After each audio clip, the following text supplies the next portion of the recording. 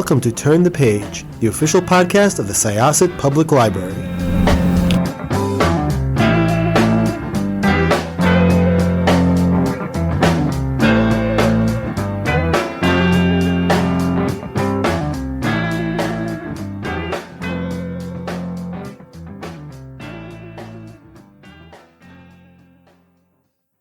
Hi, welcome to Turn the Page, Syosset Library Podcast. I'm Evelyn, Reader Services Librarian, and we're here also with Stacy Menger, Reader Services Librarian as well. And Jessica, the Community Engagement Specialist at Syosset Library. And our guest today is... I'm Francesca Serritella, hello, and I'm the author of Ghosts of Harvard, and I'm so happy to be joining you guys today. We're so happy to have you. Yay!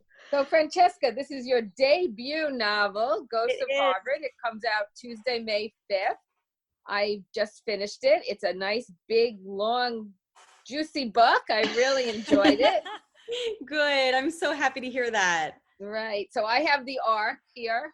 We're not doing visual, but I do have the arc here. And Francesca, do you have the actual book that's going to be in bookstores? I do. I have the honest to goodness hardcover, and it is like living a dream right now. I can't believe that I get to hold this little brick in my hands. And it is, like you said, it's a big, juicy read. You can dive into it. You can swim around in it. It's a whole darn meal. So yeah, I'm really just, it looks even more beautiful than it did when my wildest fantasies. And I'm just so excited to share it on May 5th. Yeah. So why don't you tell us what it's about? Give us a little rundown. Yes. So Ghost of Harvard is about Cadence Archer, who is really struggling in the aftermath of her older brother's suicide. She adored her brother Eric. She looked up to him. He was a genius and just a prodigy her whole life and set the bar very high for her. And he went to Harvard. But sadly, while it was there as a student, he developed schizophrenia and ultimately took his own life. Then when Katie herself gets into Harvard, she feels like to not go would be to willfully not know the answers to so many questions that haunt her. You know, why did he change? How could he make this unfathomable decision? So she decides the only place to find out is there. So she goes to Harvard herself, tries to unravel the mystery of his mind and of his final year. And while there, she starts to hear voices herself.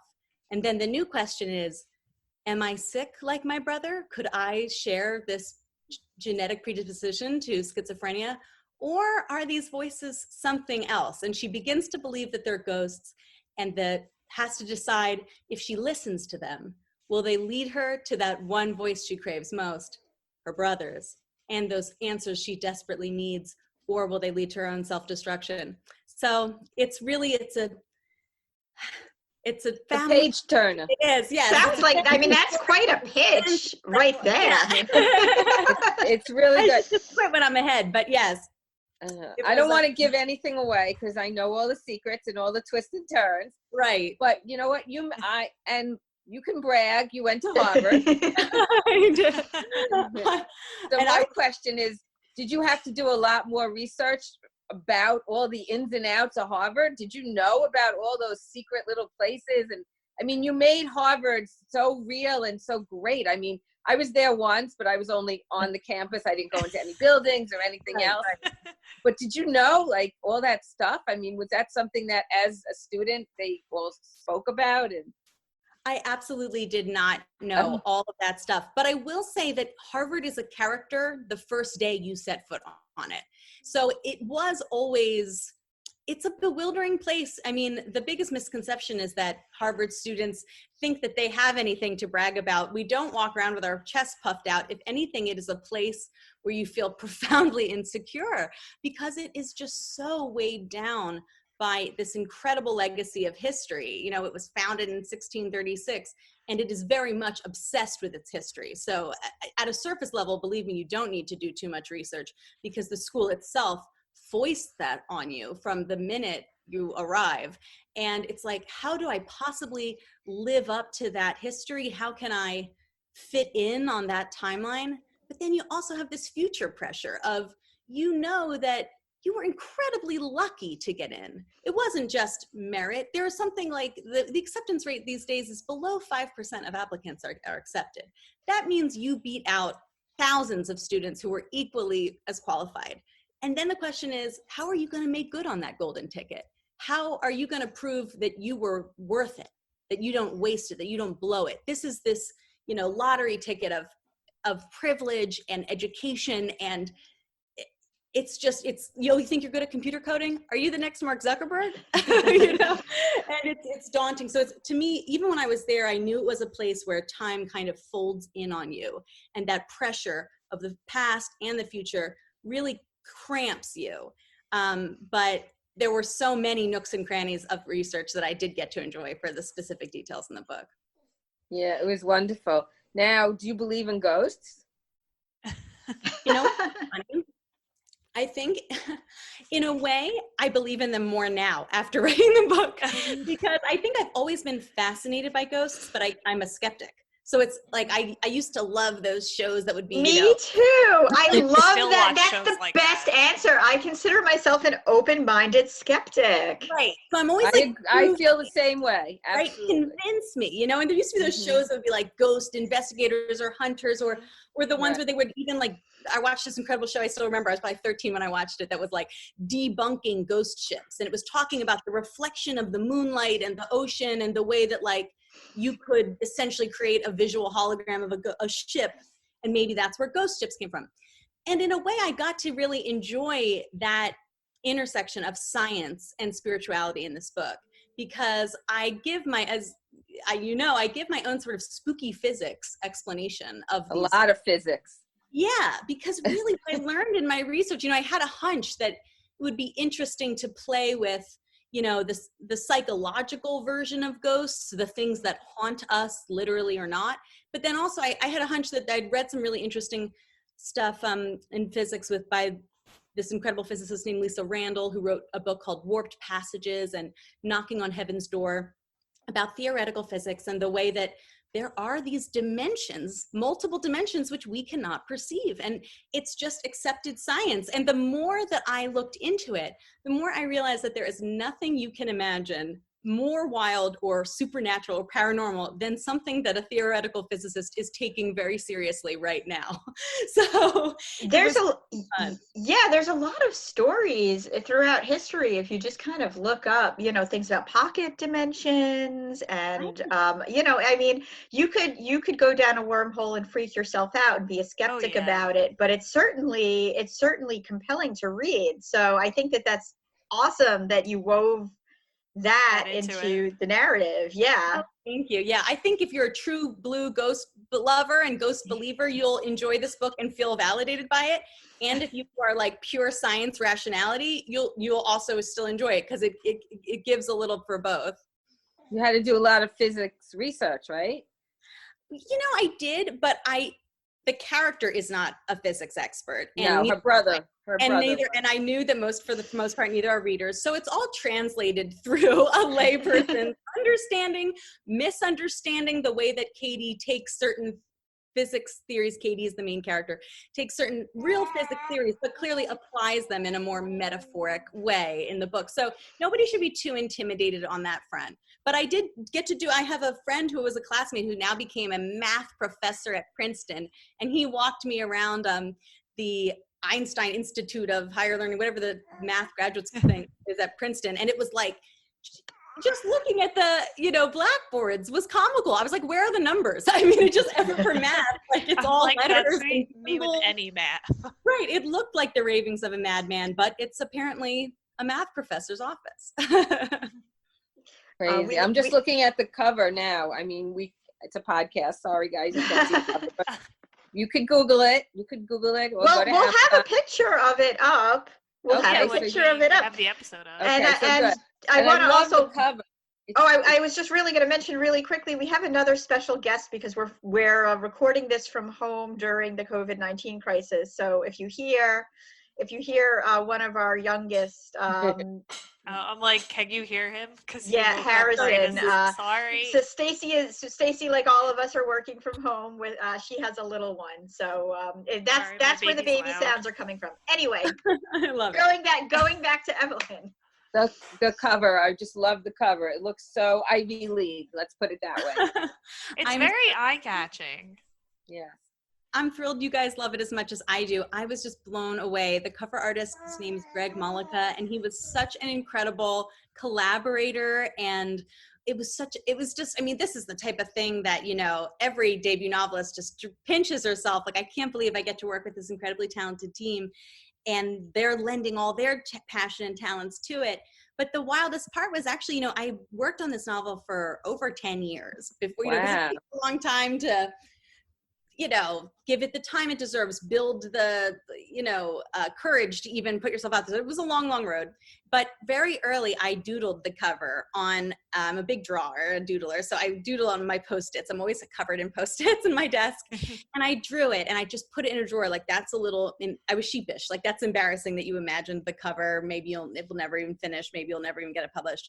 And then I dug out that Post-it when he showed me the first mock-ups of this cover, because it was like chilling, but in a good way. It's spine-tingling, happy way of like, oh my God, it was so close to what I had doodled, only much, much better. So that was like a ghost. Yeah, exactly. I had a premonition. May I ask, wonderful. How did you, we talked a little bit about just the pressures of going to Harvard, being accepted to Harvard. Obviously, if you tell people that this is your, you know, where you went, there's all sorts of things that come to mind. You know, like, it's almost like there's a preconceived notion as to, as you were mentioning, you know, what it means to be a student at Harvard, to have gone to Harvard. How did, but, you know, I know that stress and pressure on students is talked about. How did you decide to come at the mental health aspect of the story? Well, you know, I think it's so widespread. This problem and this challenge is so widespread. It does not discriminate race, socioeconomic status, university level. It's everywhere. But I think in a way we think of kids at Harvard as bulletproof because, well, they're at the top of the world. They're at the top of their game. They're high achievers. They're so, yes, they have a lot of pressure, but they're excellent at managing it. So they're probably, you know, fine. And I think that those students in particular are not used to asking for help and saying, I'm vulnerable, I'm struggling, I'm really feeling extremely overwhelmed. And that is a toxic brew because you have people in a new environment, you know, they're away from their homes, they're not with their old friends. You know, they feel like grown-ups, but of course they're, you know, when I look back on what I was at 19 or 20, in so many ways, still kids, still immature methods of coping for stress. And I think it's something that colleges are absolutely trying to tackle, but I think it's still a long way to go. You know, it's still even the mental health, the way we dress it can still be about getting functional again. So you can get your productivity again, so you can focus, you know, more. I remember at Harvard, more of my classmates would talk about needing something to help them focus than they did about saying, I need somebody to hear me talk. That's what I need. Yeah, definitely. And it's really interesting because I think college is one of those times when people or young adults, children, young adults, older teens start to really realize that maybe there's some mental health issues. Right. I mean, I feel like the younger generations are getting better and better at being open about it. But, you know, I graduated in 2008. And even when I was there weren't a lot of people who were comfortably talking about seeing a therapist. And actually, sadly, this story partially inspired the book. But while I was a junior, a boy in my dorm, who was a different year than I was, took his own life. And we were just shocked because he wasn't a close friend, but he was somebody I was used to seeing in the dining hall, giving a smile to, giving a wave. I would never have thought that he was suffering or struggling in any way, because that's the wrench of mental illness, is that it's invisible. You know, it can be an illness that could be, you know, a terminal danger, and yet it doesn't appear in any obvious way necessarily. And, you know, we were also shocked, but it was so painful, and it's hard to talk. You know, we didn't have the vocabulary to really support each other and talk about it. So it was sort of like we fall back on discretion and you don't get into it too much. And then we compartmentalized is what we did, you know, for better or for worse. And then a year later, I read in the Harvard newspaper, The Crimson, that his little sister had learned to play guitar in that year interim as a tribute to him because he was a musician. And she actually came to Harvard's campus and played this tribute to remember him on the anniversary of his death. And I was just suddenly, right? I still feel a little chill thinking about it because I was sitting in my room reading that article and just knocked back in my chair and thought, what was that year like for her? You know, a tragedy like suicide does not happen to just one person in a family. And it's very easy for a community to go, oh, such a shame, so painful, so sad, but let's just build a little wall because we don't really know what to do with that. But that family might be really isolated in that grief. Grief is isolating on its best day, and this complicated grief with this complicated tragedy is even harder. And I was so moved by this clear, you know, labor of love, and I just could feel her nerves and imagined them. I mean, I imagined everything, I have no idea, but I imagined the nerves of going back to the campus where it happened. And that is really what, that story stayed with me all through my, you know, afterwards, and it's why I wanted to write this story from the sister's perspective. I want to be really clear, it's not based on that family at all, but I was inspired by her love and inspired by her courage and her, you know, selflessness in clearly trying to process this and trying to pay tribute to her brother. That's great. Well, your main character has done the same thing. Right. She went to Harvard also after her brother, and she paying tribute to him and trying to figure out what actually happened, what made him commit suicide. And it was done wonderfully. I really, really enjoyed the book. Oh, I'm so happy to hear that. Yeah. Oh, I'm thrilled. And we should really mention, which I don't know if all of our listeners know, who your mother is. Your mother is Lisa Scatolini. Is that pronounced right? Or absolutely, like fettuccine. Okay. Okay. And Stacy and I'm sure Jessica too, we love your books. I mean, even this is your debut novel. It's not your debut author. Writing. You know, you've written many, many books with your mother, which exactly. They are so funny. They're we very just love them. I'm so happy to hear that. Yeah, we wrote this 9-book series of humorous memoir essays. Yeah. And libraries have been such an incredible support to us, and we've loved that.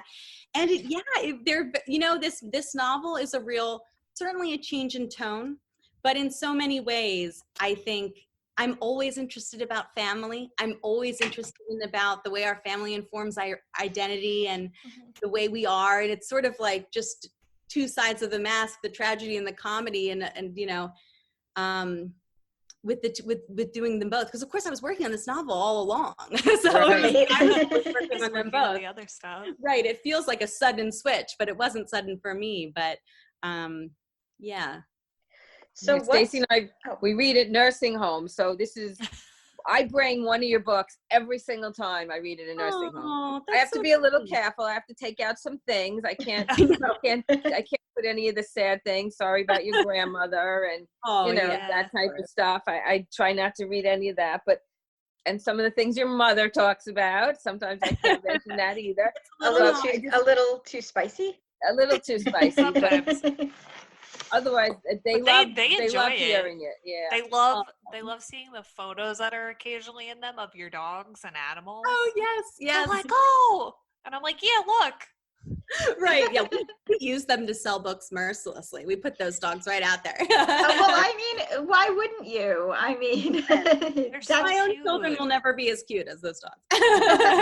So I've been reading up, and I see that you're at your mom's farm. Is that where you are right now?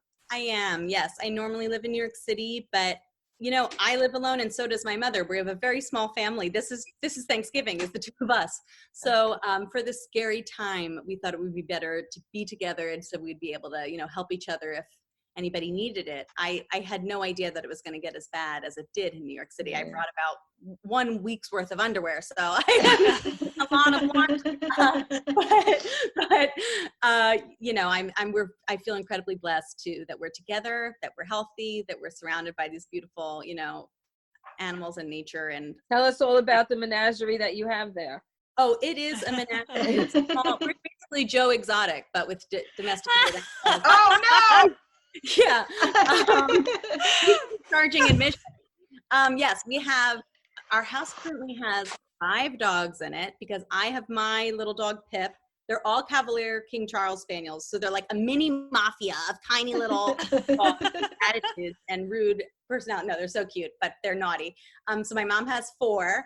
I have the 1. I also came home with my cat, Mimi, because I'm a cat. I'm a book lover. I have to have a cat. So I have a cat. My mom has a cat. We have a barn cat. So 5 dogs, 3 cats, count a bunch of chickens, probably like 24 chickens, and 4 horses. Wow. And a lot of books to read. That sounds like And a paradise. ton of books. Yeah, right. Yeah, exactly. Oh my gosh. Did your mom help you at all in this book? I mean, did you go to her for guidance or? Right. I mean, it's such a natural question. We're so close that I talked through, ideas with her. We talk about everything. And I talked about, the struggles that a writer confronts on a daily basis. But because of that struggle, I was actually pretty careful to not make her an editor. So I did not give her pages to read until I was so far, almost, completely done the draft, which took years. Because I wanted to keep her as mom. You get a lot of critics, you can get a lot of editors. I now have my dream editor. And so I knew I had that, but you need mom, because I wanted to be able to, call her late at night and be upset and just go, oh, Mom, I think I'm the worst writer in the world. And have her say, no, honey, you're wonderful. Instead of saying, oh, but on page 243, like it really lags in the second half. I didn't need that. Plus, we would just fight. I mean, if you've read our books, we would be, we'd have our chihuahua, we call them. So you can't take criticism from your mother, even if you should. So no, yeah, I think that's great. And yeah, she must be so proud of you. And you must be so proud of yourself. I mean, to be, releasing this finally after 10 years.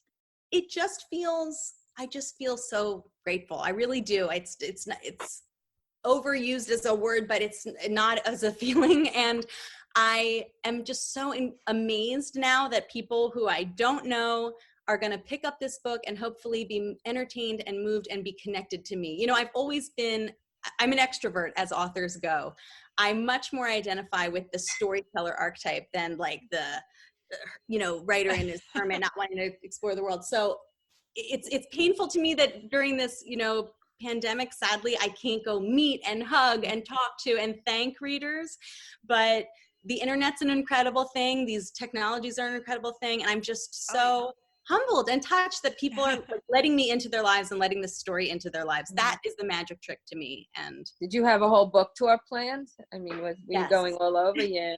Well, yeah, I mean, I did, but, well, you know what? Hopefully we'll be able to do events at a later date. And like I said, I'm just, I only want to do that to thank people, to say, just get to meet them, because books really do connect us, it's just like, it's the real deal. So, yeah. I'm really excited to read this. Yeah. I'm reading all the quotes from other authors that blurbed your book, and I'm like, ooh. Yeah, you had some really good blurbs. Harlan Coben, so lucky, and right, David Baldacci and Jodi Picoult, and fabulous authors. But tell our audience about the event you and your mother usually have in the fall. We are still having that. That's not me. Oh, okay, good. An annual book club party, which is such a hoot. It's a blast. It started awesome. What we do is anybody whose book club chooses to read Ghosts of Harvard can enter to join us at our home in a big Bookapalooza party. And when I say big, I mean big. It started, 30 people that I would bake cookies for in our living room. And it has grown over the last 13 years we've been doing it. It's grown now to over 1,000 people. We split it over 2 days. We have 500 people on Saturday, 500 people on Sunday. I wish we could let absolutely every single book club who reads it. We only cap it at 500 because it's literally held at our home. We serve you lunch. We have a big fun tent talk about books and things that we love. Book clubs get to meet each other, and we hug every single one of you. So I don't know if that will have to change now in these protocols. Yeah, I was going to say it might be just 1 year where we'll dance around like Ellen or something. We'll find some other fun, joyful thing to do. And it's just a really fun, incredible day. And it's really just our way of saying, of course it's free of charge. It's our way of saying thank you to you. And to book club readers for spreading the word, because it's everything to us. That's such a great event. How about we go, girls? That sounds lovely. We can do a little yeah. a little Do a jig. book club. You guys can get in. Don't worry. I'll got the hookup. Awesome. I have a geographical question for you. You mentioned Lake Wallenpaupack. Is that where you guys are? No, Oh, okay. I actually have never been to Lake Wallenpaupack. Oh, that's so funny. Amazed by that history. Tell me about it. Did you grow up Well, going there? growing up, my cousins lived in Honesdale, and we had to go right past Lake Wallenpaupack on the way to their house. So I'm reading it, and I'm like, oh my gosh, I know where that is. I wonder if that's where they live. I hope it sounded authentic. Yeah, no, that was research. It did. It was fine. Yep, it was all good. But I chose that location because it's a man-made lake where they flooded a town, and that I didn't know. We hydroelectric power, and so that literally there is like a ghost town underwater, and they even had to unearth the cemetery and move the bodies. Oh my gosh. Like, that's Stacy and I have had conversations. Jessica and I love stuff like this. Yeah, we do. We interviewed Riley Sager, who one of his books, and I won't say which one because I don't want to spoil it, has to do with a flooded town. And it took me down this rabbit hole of, wow, this is a thing that really happened. And, there are many places where if you drive through it, you'll see like these signs, site of the former. It's fascinating. It is. It captured my imagination. And there was, some little factoid that I found that said, on very dry summers, it is said that you can see the church steeple peeking out of the water. And I just thought, oh, that's so good. I got that writer tingle of like, oh, that's so good. Like I rub my hands together like a little supervillain. And then I just saw in Ozark season 3, they mentioned it. And I was like, what? I had that before them, but I think we need a publication. But yeah, so it is, you're right. It's a thing all over the country, and it's in this beautiful Lake Wallenpaupack, which if you look at it now, you would never think that it looks natural and stunning. Yeah, I had no idea it was man-made. I had no idea. I mean, man-made like in the 20s, so a long time ago. But right. Yeah. No, I know. I was driving up there from the 60s on, so I had no idea. But yeah, we passed it every time. Yeah, seriously. There are ghost towns where you don't even know there are ghost towns. The South has been claiming all the spooky credit for years and years. And I want to say, no. The East Coast has spooky too. The entire area around the Catskills, a lot of those lakes or those reservoirs were flooded towns for New York City. So it's really worth looking into if you're a spooky buff, which I am, and I think everyone here is. So are you writing anything now? I mean, 10 years is a long time. You don't want to wait another 10 years. Right. That's the length of time when the unpublished author, right? Where you're struggling. And now I'm so excited that I am working on a second novel, and now I have the support of the publisher and let's mention Random House, because thanks to them. They've been so good to us. Yes. They've been fabulous. Yes. I could not be happier to be there. I mean, it's just was the Ne Plus Ultra to me, and my editor is like a fairy tale editor. We connect on every level, and she's so supportive about the second book, and it's already contracted, so it's happening. It's really happening. Oh, congratulations. On a deadline. So yes, it will not take 10 years, but it's a little too early to share it. My fragile bubble of excitement about a new idea, if I share it and I feel stupid, it'll pop. So I have to protect the candle for now, but I think everyone will love it. It's not a sequel to Ghosts of Harvard, but I do think if you enjoy Ghosts of Harvard, you'll also enjoy this one. I know you're promoting Ghosts of Harvard right now. Are you able to write also during this time, or? This has been such a weird, disrupted, disoriented moment with the pandemic that right now I've been a little bit more focused on ghosts and just trying to adapt to the new normal that we have. But I can't wait to get back to really focusing on the book 2, and I absolutely intend to and have to meet my deadline. So and we're so excited to read it. Yeah. I had started it, and then it also raises questions about how this pandemic might change our landscape. This book was going to be set in New York, and what will it look like after all this? So that's a little, I'm trying not to psych myself out too much. Do you write in your apartment, or do you find yourself going to cafes and coffee houses? Libraries. I really libraries, do. Yes. My apartment. I do write in my apartment. Yes, I love the library on 6th Street, or 6th Ave, but I like to write in my apartment both because I have animals. I have my dog, my cat, and they just keep me so company and are so wonderful. when I was writing in Cambridge, I used to go, I was cafe nomad all over the place. Loved it. But in New York, they're too busy and loud and you can't leave your computer for a second. So it's like you can only work for as long as before you need a bathroom break. So no, I'm a nester anyway. So I make my little home office-y nest, even though it's small and cozy. With I have 2 senior pets. Both of them are ancient and sweet and they just want to hang out. So it's a good setup. Okay. Very Well, we thank you so much. This has been so much fun. Yeah, and please send our love to your mom because Yes, we did absolutely. interview her also. Actually, she was one of the first authors that the publicist reached out to us. We interviewed authors before, but I know I think it was Penguin reached out to us for the first time in March of last they were like, "Oh, you want to do this?" And we were like, "We absolutely want to do this." That doesn't surprise me at all. She was so excited as soon as I said I was doing this with you, and she was, such a big fan and supporter of your library, and I am too. Thank you. Well, we are a fan and supporter of you, and thank you for doing this.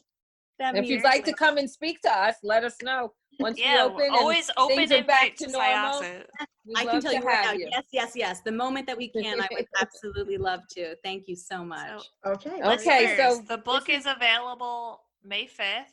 It's available as a physical book, as an ebook. It's going to be available on Overdrive by May 5th for our Syosset patrons. It's definitely going to be in there. So we'd like to thank Francesca Serritella. Thank you so much. And this is Evelyn and Stacy and Jessica, and we're signing off. Francesca, bye. Bye. We're going to close this chapter of Turn the Page. Turn the page. Bye. Thank you so much. It's time to close this chapter of Turn the Page. Join us for the next episode.